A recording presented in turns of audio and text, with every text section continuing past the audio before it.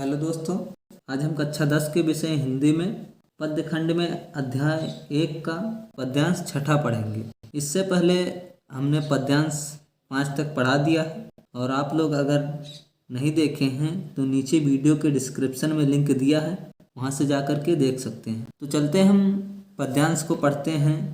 सूरदास जी ने इसमें कृष्ण के इन गुणों का वर्णन किया है। तो सबसे पहले हम पद्यांश को पढ़ लेते हैं। तो पढ़ते हैं। सखीरी मुरली लीजे चोरी, जिन गोपाल कीन्हे अपने बस, प्रीत सबन की तोरी, छिन एक घर भीतर निसबासर, धरत न कबहूँ छोरी, कबहूँ कर कबहूँ अधरन, कटि कबहूँ खोसत जोरी, ना जानो कछु मेली मोहिनी, राखे अंग अंग भोरी, सूरदास प्रभु को मन सजनी, बांध्यो राग की डोरी।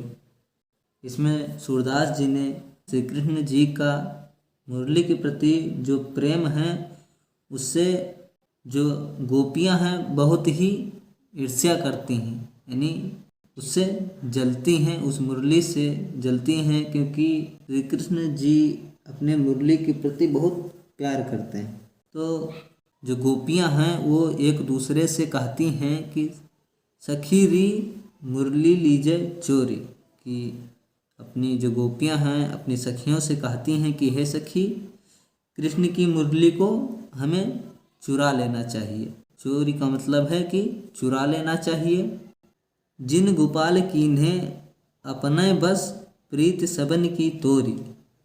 अब गोपियां कहती हैं कि इस मुरली ने कृष्ण जी को अपनी ओर आकर्षित करके अपने बस में कर लिया है, और श्री कृष्ण ने भी मुरली के वशीभूत होकर हम सभी गोपियों को भुला दिया है। यानी गोपियां कहती हैं कि जो कृष्ण जी हैं वो मुरली को छोड़ते नहीं हैं, मुरली से बहुत लगाव करते हैं, और हम गोपियां श्री कृष्ण जी को बहुत प्रेम करती थी।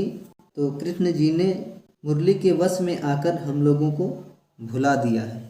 छिन एक घर भीतर निसबासर, धरत न कबहूँ छोरी। छिन एक का मतलब है क्षण भर, निसबासर का मतलब है रात दिन, धरत न कबहूँ छोरी, यानी छोरी का मतलब है छोड़ना। श्री कृष्ण को गोपियाँ कहती हैं कि वे घर के भीतर हों या बाहर, कभी एक पल के लिए भी मुरली को नहीं छोड़ते। कबहूँ कर कबहूँ अधरनी, कटि कबहूँ खोसत जोरी।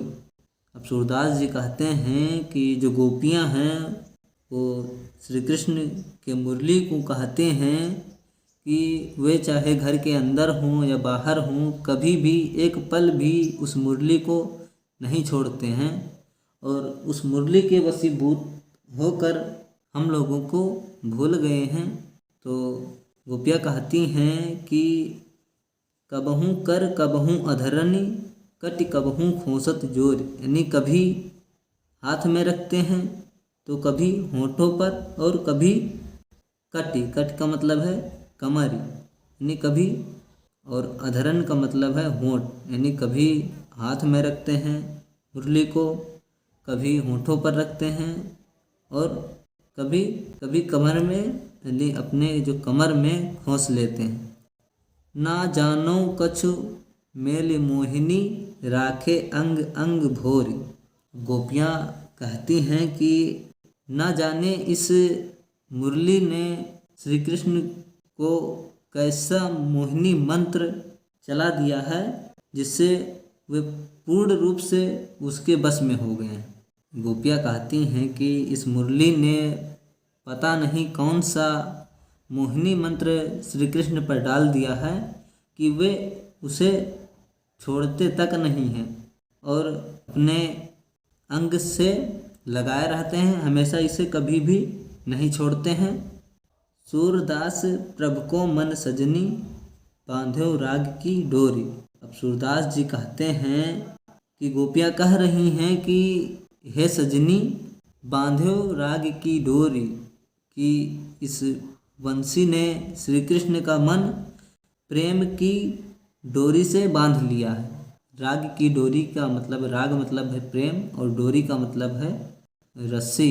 यानी इस मुरली ने ना जाने कौन सा मोहिनी मंत्र श्री कृष्ण पर डाल दिया है और इस मुरली के वश में आकर श्री कृष्ण को प्रेम की डोरी से बांध लिया।